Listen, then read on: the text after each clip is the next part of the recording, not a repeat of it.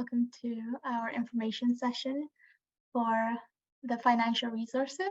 And we will be starting in just a minute. We're just allowing for time for a few more people to join, including our guest speaker and some of the Trexo team.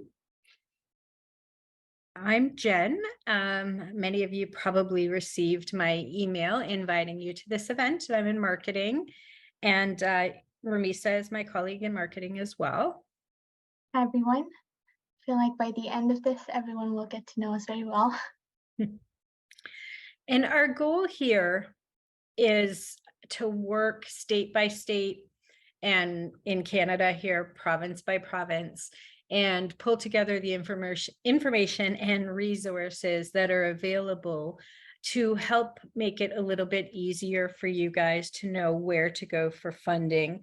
We don't have an insurance department, so unfortunately we can't make submissions for you, but we have provided resources which will be available to you at the end of the session with the replay. And we'll continue to share that information and give you examples and templates and step-by-step just to help you make the process a little bit easier. And now I get to stop talking because Vera is here, which we're very excited about. Hi, Vera. Thank you for joining us. Thank you for having me. This is exciting. Hi. Hi. So I'm Jen, and I'm intentionally not going on video because sometimes it gets a little glitchy and I want to keep things as smooth as possible. So I'm going to be scrolling through your presentation, and we're really excited to have you here and have you sharing this information. Do you want to start, Vera, with just like a little introduction and overview, a little bit about yourself? Sure, I'd love to. This is fun. So my name is Vera Adamovich, and I'm a parent advocate. Like most parents who have the privilege of having amazing children who happen to maybe have a disability. I had a life before that as well, and my life was in building brands for consumer packaged goods companies like Kraft Foods and Nestle and a whole bunch of startups. And in my former life, I learned how to build cross-functional teams and how to deliver results through basically, a team type of approach. And what I found in advocacy was that all of those skills were really important to have. And so I, was able to leverage, what I used to do and still do professionally in my new role as parent and advocate for my amazing daughter, Lilia. And so we have been successful in obtaining full funding for a Trexo device. And I'm always excited to help other families. I really believe that we are all in this community together, and we all have a responsibility to help one another. So I do not work for Trexo Robotics. I'm not paid by Trexo Robotics in any way. I am here today because I would love for every family and every individual who really needs the support to be able to walk independently, to be able to get one of these amazing devices. So thank you for having me. Great, thank you. So let's jump right in. I do want to say that because Vera's got such great information, we're not going to focus on any questions while she's running through it, but we'll definitely leave time for questions at the end. And you can feel free to put them in the Q&A. We're not ignoring you. We'll get to them, like I said, at the end. Wonderful. So I know a lot of parents who actually have deployed different strategies for getting access to a Trexo Robotics device. And so in my presentation, I will be looking kind of in a broader way of how do you get DME approved? Because these are the same tools and techniques that you would use to get any other piece of durable medical equipment funded for your loved one. It's just the Trexo tends to be a little bit more expensive. So it's going to be a little bit of a larger sort of fight, if you will. But these are the same tools and techniques. So if if you're able to take some of these away, you can use exactly these methods to get your durable medical needs funded. So here are the key things to remember. You need to define your potential funding sources, right? And they're a little bit different for all of us, and I'll explain why. So there's obviously the school district. If your child or loved one has an IEP, for example, there's primary or private insurance. Some have it, some don't, like Cigna, Anthem Blue Cross, some of those. There's secondary insurance. I live in California, so here, my daughter has Medi-Cal as an option for her. And then there's the state, right? We have the Department of Developmental Services in California, and regional centers operate underneath the DDS. But even though I'm in California, I'm going to show you strategies in other states. My presentation is not exclusive to California.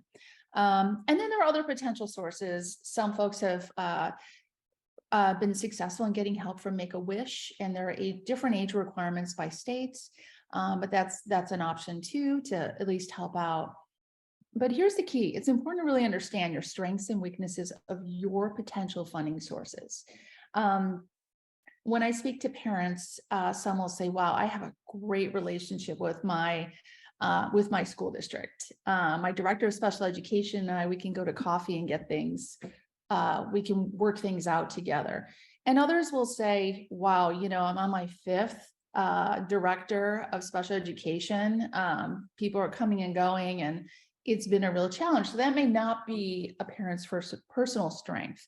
Some will say in California, well, my regional center case manager is fantastic. He or she really advocates for me. And some will say, wow, they won't even return my calls. So it's important to kind of understand where your strengths are in terms of getting DME or any services funded. And then it's also important to understand what drives approvals from those funding sources. So, you know, school districts, you'll have an IEP, there's a process, IDEA governs it on a federal level. For regional centers, for the state of California, the DDS, it's the Lanterman Act. And then for insurance, it's usually medical necessity, health and safety. So these are important because you have to know how to argue, how to really make pull together your strategy and make your points. And then that's where you create your strategy and your personal story. I mentioned that I have a branding background. It's important to create a personal story, to build teams for some of these. They're not just funding sources. There are people there that you can build relationships with and really get them to love your kid, you know, to really kind of, you know, feel part of your journey, part of what you're trying to accomplish. And that always helps to have that personal connection and those personal relationships. You know, when you're looking for support and help in getting something that you feel is critical to your loved one's health and well-being, or access to the community, school, home, everywhere funded. So these are just general things to consider.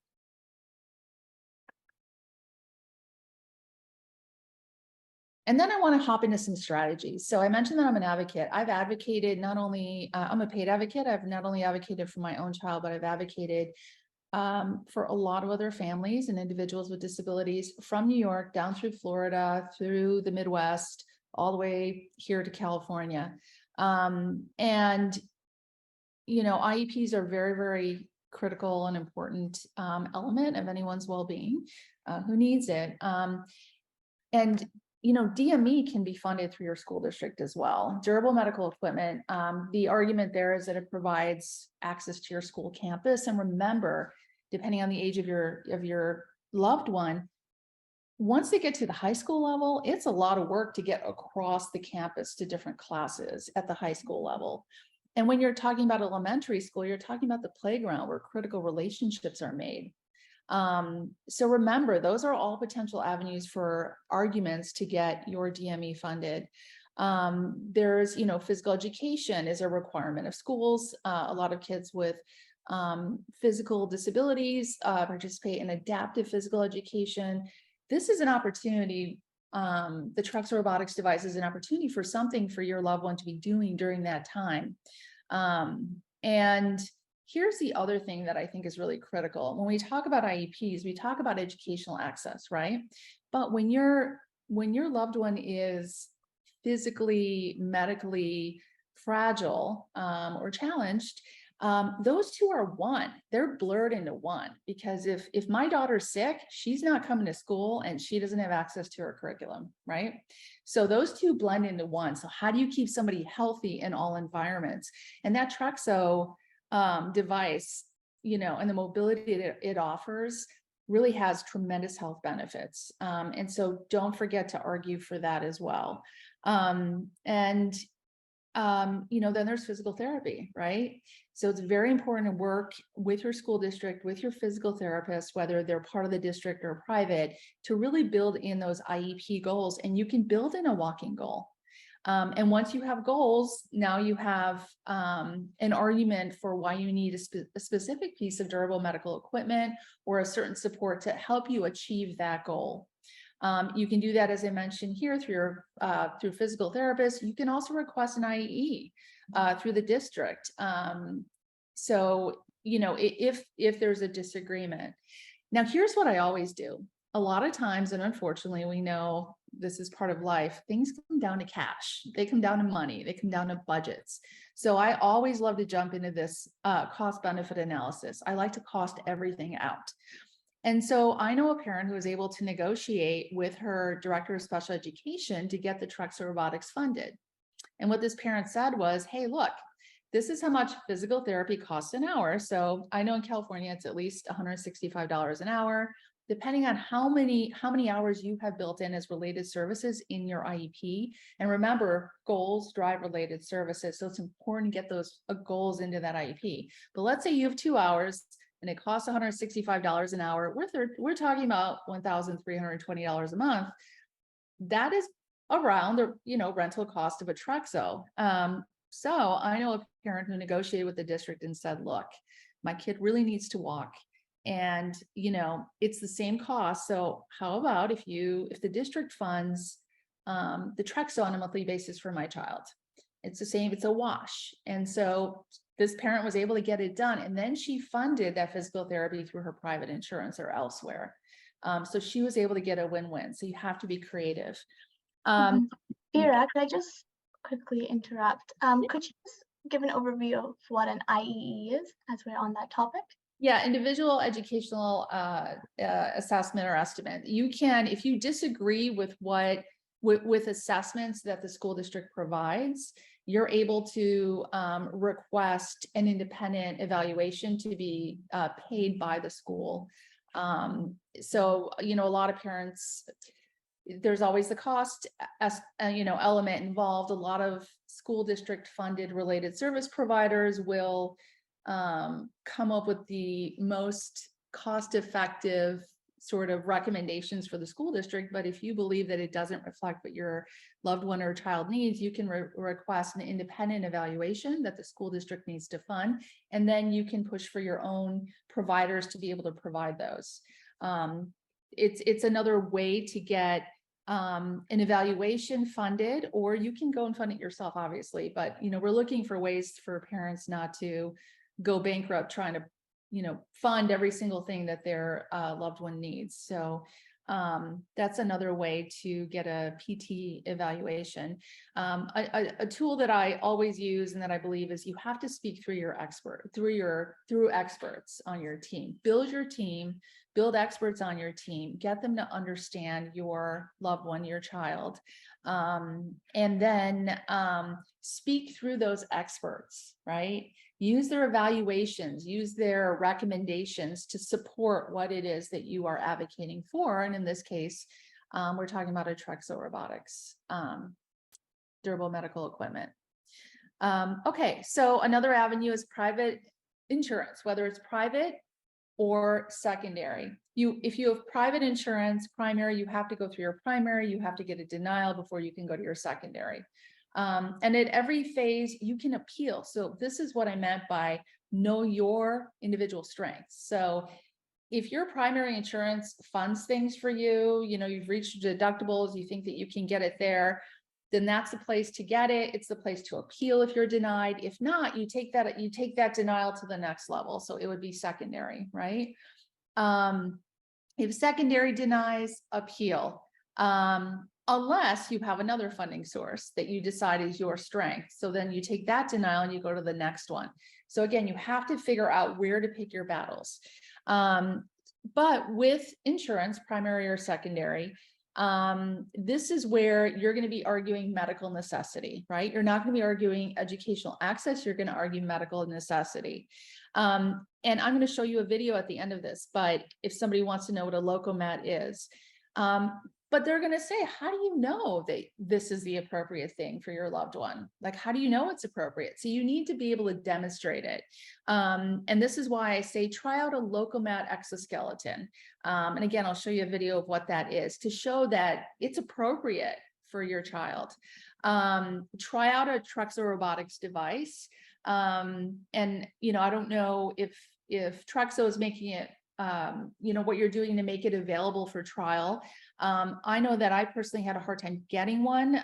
Children's Hospital Oakland, UCSF Oakland has one.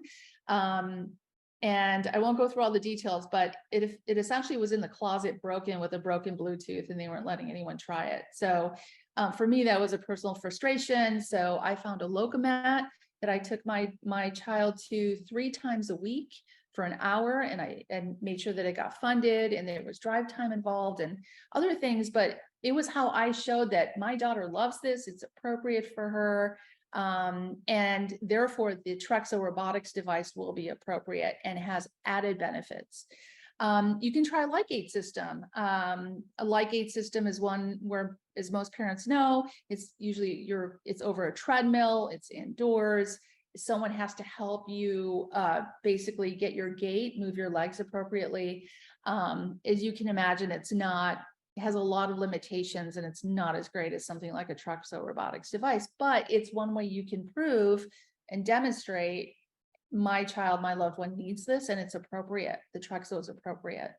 Then you obtain your letter of medical necessity, and that would be typically from a licensed physical therapist, or it can be from a physiatrist, a rehab doctor. You need a prescription from a doctor. It could be your primary care physician. It could be a physiatrist. But then I also believe in going a level above, and this is one of the things that really helped us get our Trexo funded. If your child has any underlying medical issues that would enable him or her to benefit from, or them to benefit from the Trexo robotics, like if they have kidney stones, if they have gallbladder stones, if they have low bone density, osteopenia from lack of weight bearing, if their hips require this type of weight bearing, if there are any other medical any other medical issues that would enable your child or loved one to benefit from a Trexo robotics device, certainly get an expert letter. And I just listed some, but there are many others. And Trexo is really great. If you go on the Trexo robotics website, like I did, they really list out all the benefits, health benefits, and emotional, psychological, all these benefits from this particular DME. So that's a great starting point to see if your loved one or child would benefit medically. And then again, I always go into a cost benefit assessment. So the locomat costs $110 an hour. It takes someone 15 minutes to adjust it specifically to your child or loved one, right? Then you're on it for 45 minutes max. You can only do it over a treadmill indoors. Those things break down a lot because a lot of people use them. You have to drive to the locomat. For most people, it's far away, or there really isn't anyone within driving distance. You have to pay for gas, wear and tear in your car. You need an aid. You just think about all the different limitations, but just the cost alone would more than justify a person having a Trexo robotics device if you can demonstrate that it's appropriate. Hey, Vera, I want to add to that on the locomat, because for families who aren't familiar with it, there is size restrictions. So yes, I don't remember the minimum height requirement to get into the locomat, yes, but the Trexo accommodates kids who are smaller. And also, I believe GMSCS 5 CP is not typically a candidate for a local mat. So it's like they really look at like what a child can't do, like lack of head control, all these other factors that a lot of our kids need help with, and then they won't even let your kid use the local mat. So those are other things that you can throw into that. That's a great point. I mean, I think we could brainstorm all day long and come up with so many more things than what I have in this presentation. These are just from my personal experience, but you're absolutely right. My daughter's 4 feet 6 inches tall. I stocked the Locomat for 3 years until she was tall enough to get into it. You know, and then they kind of had to rig it to make it appropriate for her. So yeah, absolutely. Okay, state level programs. So even though I live in California, these state level programs exist all over the country, in most states, if not in all. But for example, in California, there's the Department of Developmental Services, the DDS. There's an act called the Lanterman Act. And the Lanterman Act, you know, specifically oversees and makes sure that people with developmental disabilities and their families have the right to get services and supports they need to live like people without disabilities. And that's key. People without disabilities can walk. Why can't our kids? Why can't our loved ones, right? And then this is very interesting. The Lanterman Act in California establishes a whole series of regional centers that are community-based. And so the regional center in California is sort of the middle sort of or intermediary between the DDS and families. And in other states, regional centers don't exist. So it's kind of a California thing, but it's the same. These are the same principles. In California, you develop something called an IPP. It's an individual program plan that is designed for each individual person with, you know, disabilities. And in the past, there's only been what we call the traditional model. And in the traditional model, you pull together a plan, an IPP, and it's kind of like an IEP, but it's more for home and community and not in the school environment. And the IPPs were traditional, which meant that the regional center would issue purchase orders to purchase DME for their clients or services. And these would come from regional center vendors. In California, and California is not the first state to adopt this, but they could now call it self-determination model, SDP for short. And this is interesting because it allows consumers and their families to have more freedom, control, and responsibility in choosing services and supports to help them meet objectives in their IPP. Ding, ding, ding. This is the magic ticket for the Trexo robotics. And this is how we got it funded in California. So in order to have, so what one would do is build their person-centered plan. It's called a PCP. And in that plan, you can build in all the things that your loved one needs and desires to live like a person without a disability. You can build in things like, my child wants to be able to walk outside independently in their community and get fresh air. And there's only one way that I know someone can do that. And that would be the Trexo robotics. And that was the magic ticket for us. If we could scroll to the next slide. I didn't do a huge deep dive, but just kind of an initial search. These state level programs exist in other states. They're just called different things. So in New York, it would be the Office of People with Developmental Disabilities. And they also have something called self-directed services. So that's like the self-determination plan in California. In Illinois, they call it self-direction assistance. It would be with the Illinois Department of Human Services. But if you Google these types of words, if you search for them in your various states, I'm certain that you will find that they exist or something similar exists. And this is a great way to be able to get your loved ones, your child's needs met in a way that I think was much more difficult in more traditional types of models. And if we I just want to sorry, Vera, I just want to jump in for 1 second and just mention, we are going to be getting you guys notes about these different programs. So definitely Google, it's a great way to discover details that we might not have, but we will be getting you some notes. Fantastic. And if you could scroll to the next slide. So here's, I mentioned the branding piece. It's really important to build your personal story. So I'm going to tell you a little bit about our personal story so that you can build on yours. My daughter has Rett syndrome. They're now dosing in Canada. A company called Tasia is dosing their second person with Rett syndrome with gene therapy.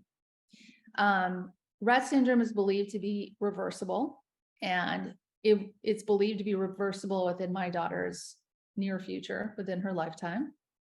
My daughter walks with support all over the house. She has a bike.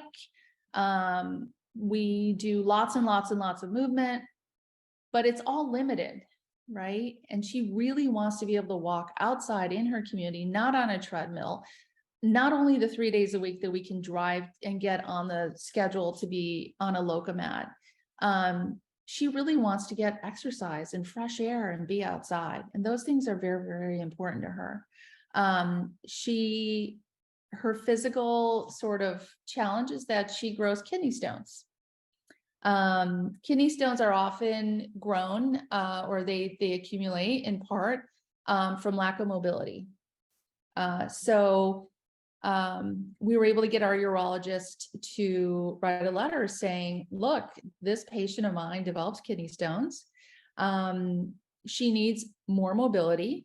She wants to be able to walk outside and get fresh air in her community, and being able to walk independently on the ground would benefit her in all these different ways, and they would help ward off kidney stones. My daughter had more than one surgery to remove kidney stones. So I was able to get the EOBs, the explanation of benefits from insurance, to show the cost of those costly surgeries. So once again, I was able to do a cost benefit analysis. And I said, you would have been able to purchase 5 Trexo robotic devices for her thus far.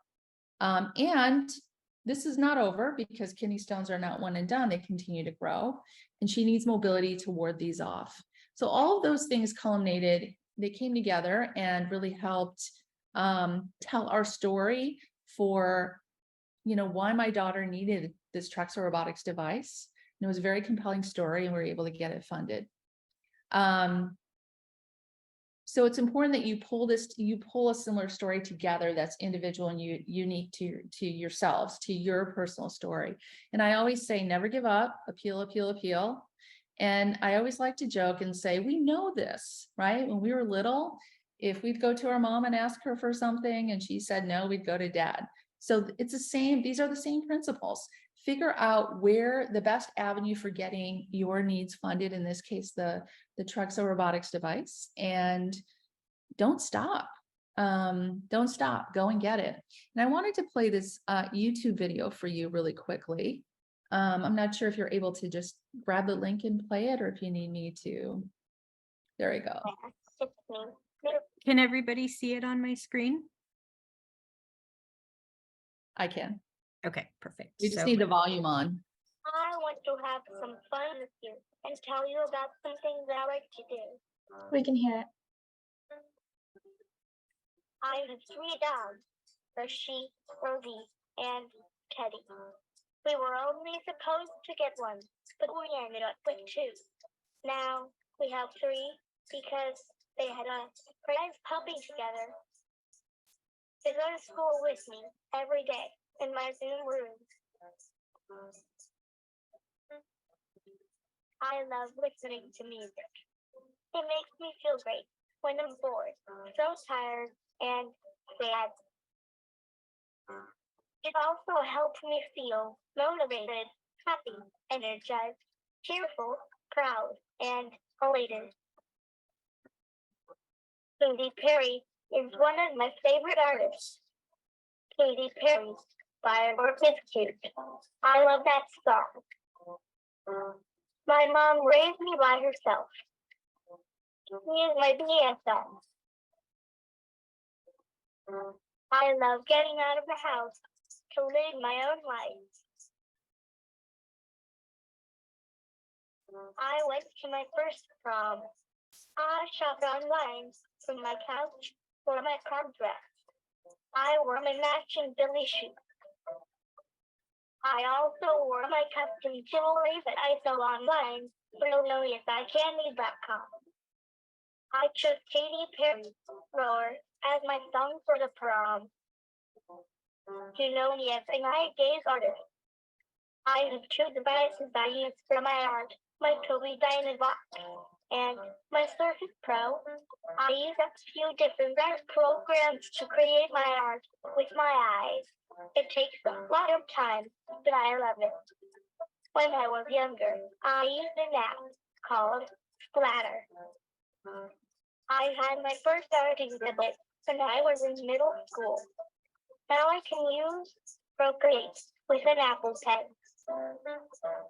I studied a Spanish artist, Vera. His art inspired me to create a piece called All Your Trees using Procreate. Check this out. I do much more than art and making jewelry. I love working out. I ride my bike through the hills in my neighborhood. It is tough. I weigh 80 pounds and my bike weighs 50, so I'm working it. I also use the buckle mix and do strength training 5 hours last week at 5 days. I am getting abs and buns of steel. I have an awesome group friend. We call ourselves Fabulous Four. We are forever friends, soul sisters. We love hanging out and sharing pictures of what we have been up to. We also play cool games, celebrate birthdays, and every holiday you can imagine. We buy decorations for our home and our Zoom rooms. My friends are the best.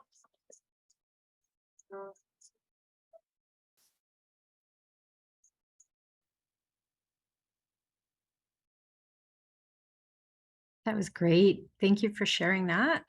You're welcome. This is what living your best life looks like. It's not just about having your basic needs met. It's about having a business. It's about, being able to get out and about in the community, having true friendships, all of these kinds of things. And DME is for many children and adults is a necessity of life. And so I encourage parents and loved ones to really understand, when you're building your person-centered plan, all of the things that really would enable your loved one to live their best and highest quality of life. And when you build that kind of a story, right, you build that kind of a plan, it's really hard to say no when someone says, my loved one really wants to be able to walk outside and get fresh air. So all of these things are helpful. And I hope that you are all successful and able to get your own Trexo. Thank you, Vera. That was great. I think probably the hardest thing, but also the most important thing about that is the never give up. And if mom says no, ask dad. And all the parents that we talk to, we're starting to see more and more successes with approvals, and parents are understanding that they can't give up, and that a lot of times the success comes in the appeal. And so this was really great. And just so everybody knows, like I already said, I'll be sharing notes with you. I will make sure I share that link so that you guys can watch that video again. And now let's open things up to questions. I know we've had some questions come in. Ramisa, do you want to run with those? Yeah. So we have a comment from a family. I would love to help. My daughter was just denied coverage yesterday, so they're looking forward to listening to everything that you have said, Vera. So that's really helpful. Great. Hopefully, good luck to you for going through your appeal process. We know we have lots of resources from this presentation. The first question, have you had success with getting any school districts to approve use of Trexo in a school setting? Yeah. Yeah, I have. Actually, a really close friend of mine, another mom, it was the same thing. She got her school district to fund the monthly Trexo, and she was the one who traded. She said, look, my daughter really needs to walk, and this is the most important thing. In her case, I think, again, she had expert doctors write letter. In her case, her daughter didn't have stones. She had other issues that were beneficial, with the Trexo, and she did the swap and said, let's do cost benefit analysis. Actually, the Trexo is a little less expensive than your funding of the physical therapy in my child's IEP. So how about you fund the Trexo? And that parent was able to go and get the physical therapy that she needed funded through medical insurance. And so it was a win-win. That's great. And I know that a couple parents also have gotten the Trexo for the school like they use it at their school. And it's a very common thing because parents don't have to make time after school because your child uses it during the daytime throughout the school program. So that's really awesome place to use it. Yeah, for sure. Build those goals into your IEP, those mobility goals, the walking goals, the standing goals, the weight bearing goals. If you think about it, many children like my daughter have a stander in the classroom. They have a bike to get across. They have a lot of different DME, which requires maintaining, storing, having accessibility to it throughout the day. If they can have one device that does all of these things and enables them to get across the campus, especially at any age, whether it's at a very young age or older when they're in high school, the benefits are limitless. Just build it into your IEP. That's great. Thank you. So the next question is, has anyone managed to get it covered by Cigna? Ali, do you Cigna recall? specifically, no. But I also don't know how many people actually try. So it's like we tell everybody, about insurance, and it's just a matter of who's actually submitting. Is there some claims in the works that we don't know about? Maybe. Because I've talked to several parents who have Cigna, but nothing that I'm aware of for outright approval yet. Yeah, and just because we don't have any doesn't mean they won't be covered in the future. So it's always worth trying. Next question, does your child need to have full head control before they can use the Trexo? No, they don't. My son's used the Trexo for 3.5 years, and when he started, he had pretty much zero head control, very much position dependent. His head control has gotten stronger as he's used it, but I also will use different supports for him. Just with any kid, depending on the time of day. Did he sleep well? He might have better head control than not. So I've done like an adult sock stuff with pillow batting, put it around his neck with a hair tie just to give him a little support. Hensinger collar is another thing that I've tried or other families will use. I think insurance may, or your waiver might cover that.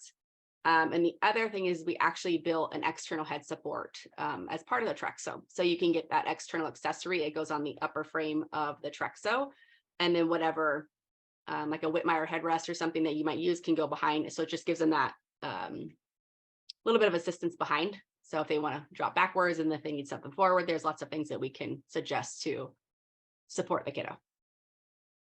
Thanks. Awesome. I also wanted to just real quickly introduce Ali. She had to join us a little bit late today, so she wasn't around at the start.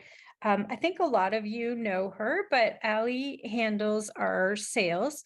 So she's the person you want to talk to if you have questions like the one that we just heard. Is your child a good candidate for Trexo? How will they benefit? Anything, that you can think of around those topics, Ali is your resource because she knows professionally and personally. Our phone number and email is on the website, and it'll also be on the info that I share with you guys, so you can reach out and connect with Ali. Awesome. Next one, do they need to be able to sit unassisted? No. To kind of put it into context, like my son, that he doesn't roll, sit, stand, walk, any of that on his own when he got the Trexo. Poor head control, poor trunk control, basically anything that you are required, kids are required to be able to do in order to use equipment. My son was the opposite. So Trexo, that's a very unique thing about the Trexo, is you don't have to have these requirements in order for your kid to be a candidate for the Trexo. Mhm. And that includes even initiating. They don't need to be initiating steps as well. Or, I mean, we can even take it like even a stander. Like my son hated the stander. He hated AFOs. So all of these things before the Trexo. So you're thinking, well, they've got to be able to stand, or we got to work on head control, or any of these things to use it. You don't. You absolutely do not. Right. Okay, could you provide more information about the Trexo in school setting? We get a lot of push from LAUSD, our school district, so it would be great to hear more about how others have accomplished this.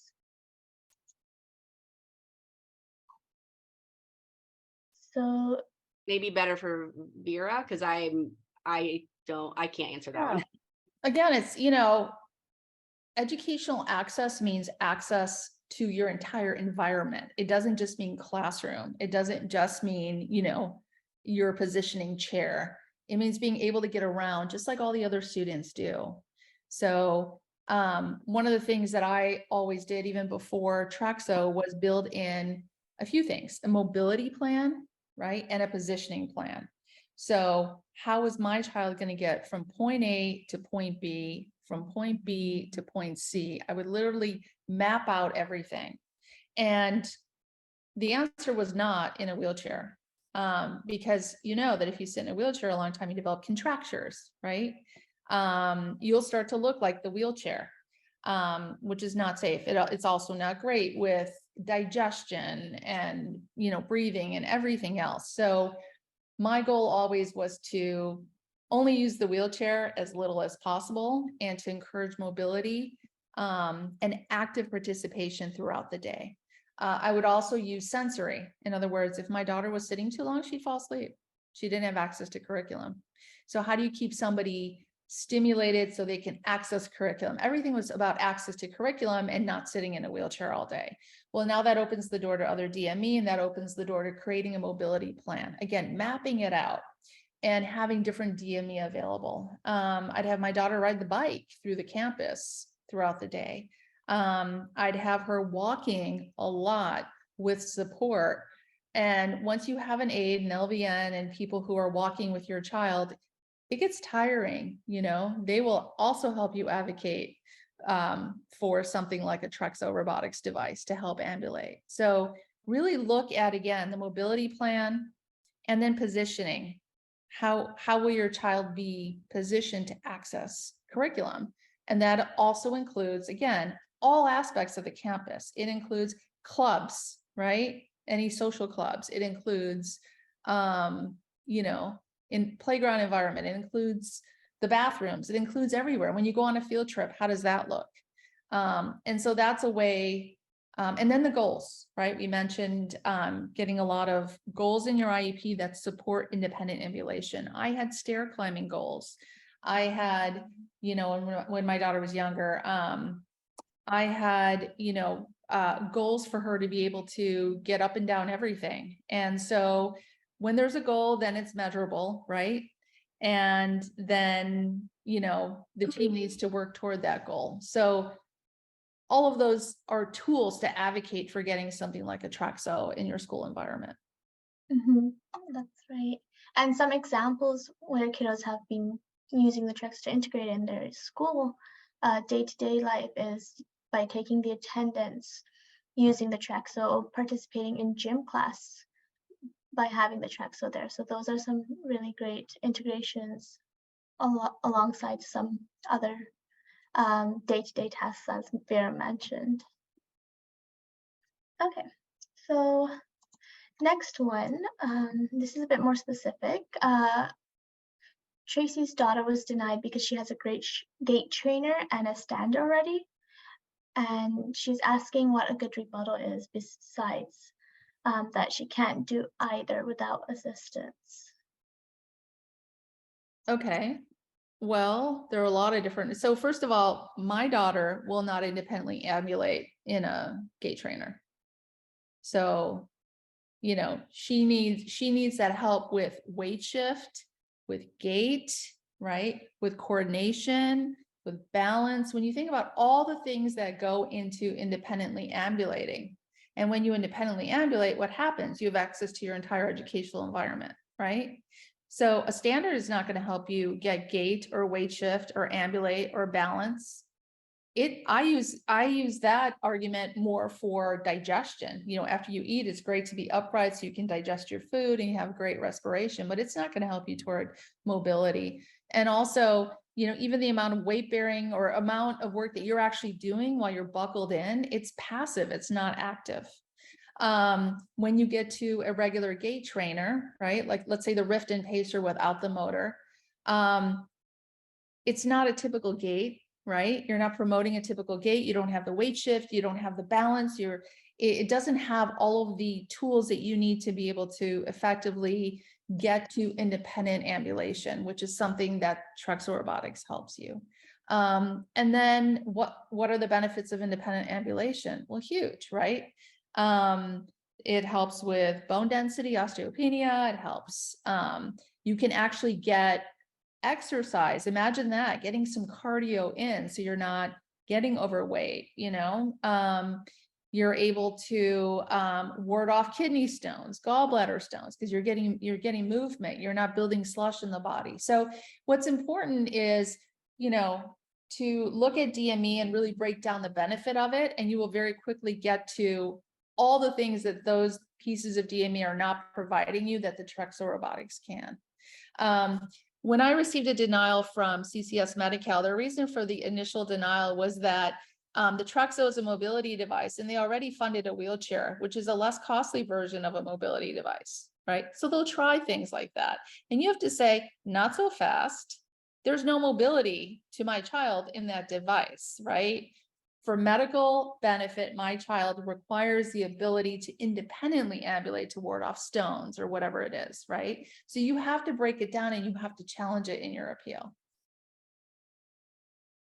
Yeah, and you mentioned cardiorespiratory.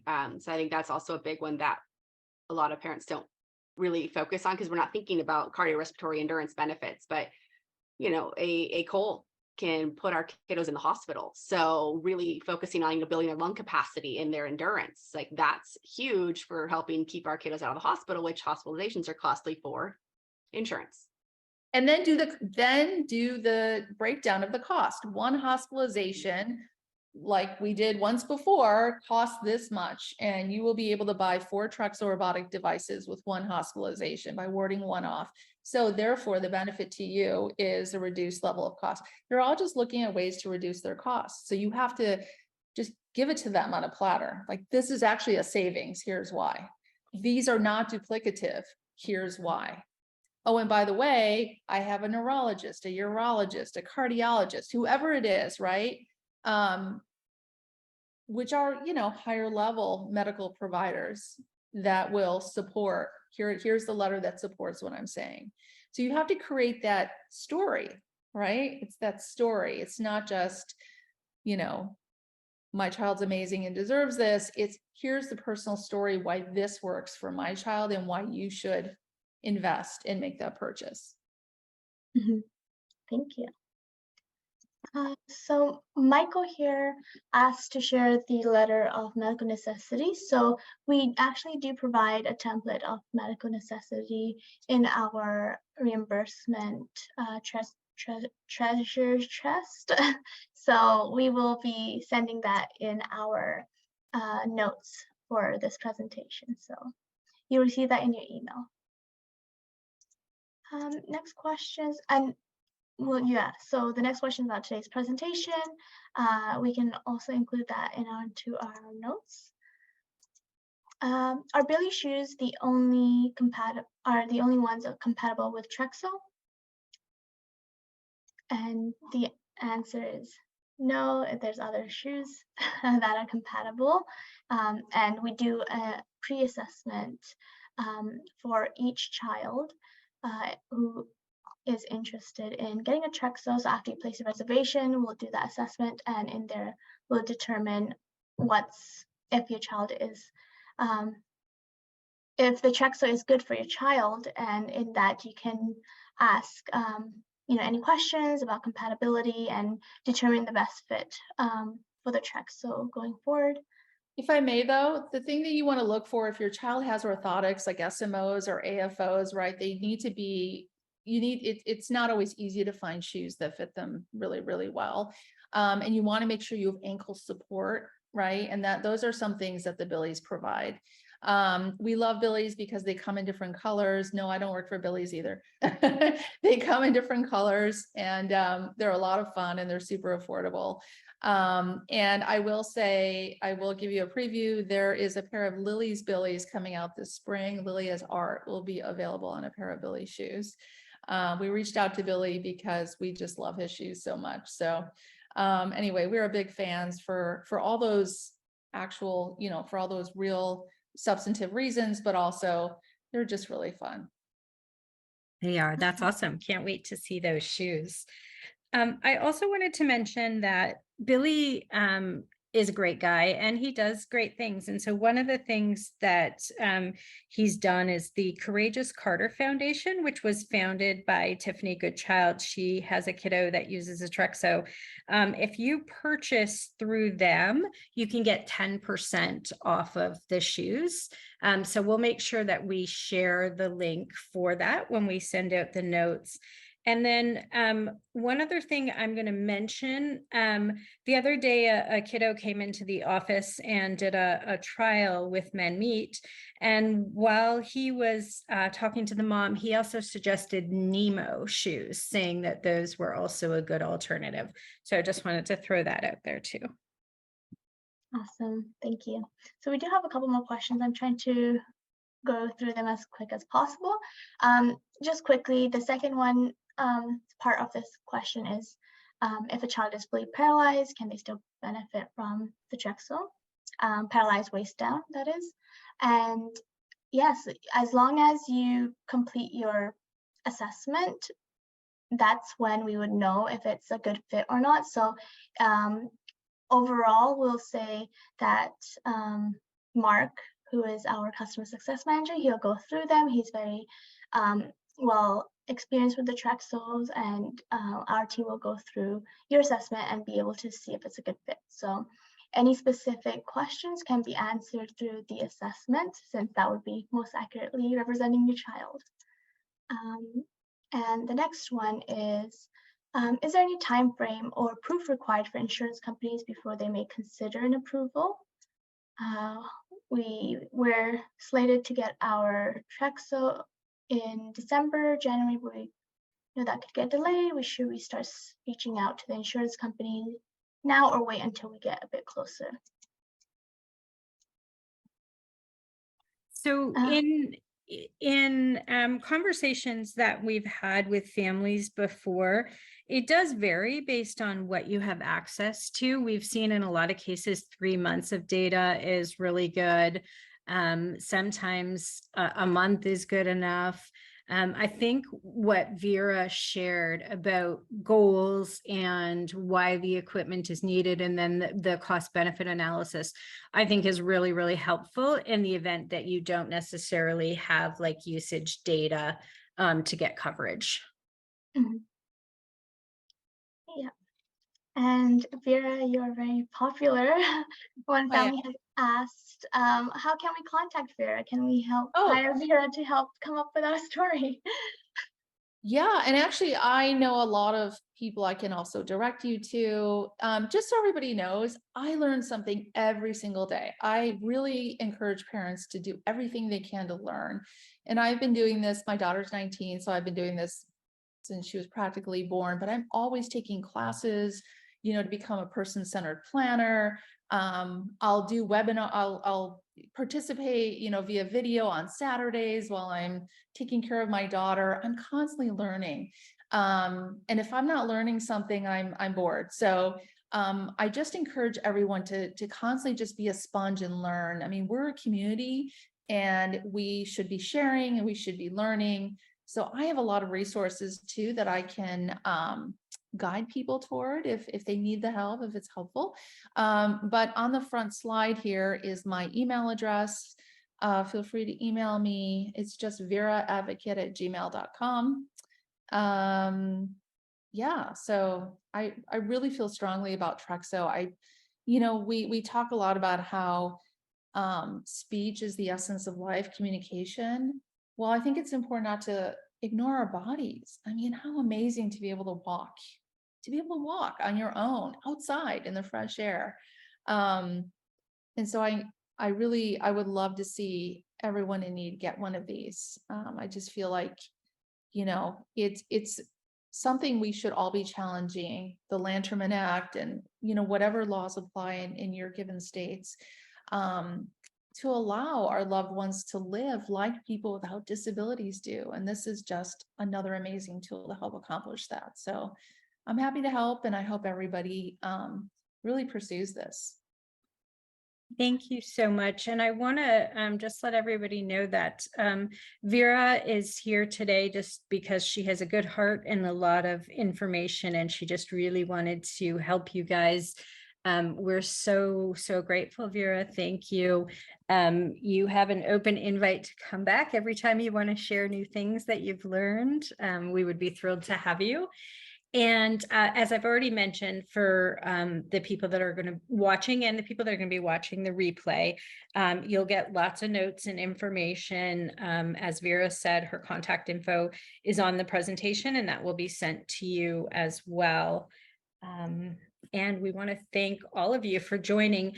Allie had to go. Her son needed her attention, but she said she's always there if you guys want to call or email with your questions. Thank you all. Have a great rest of your day, everyone.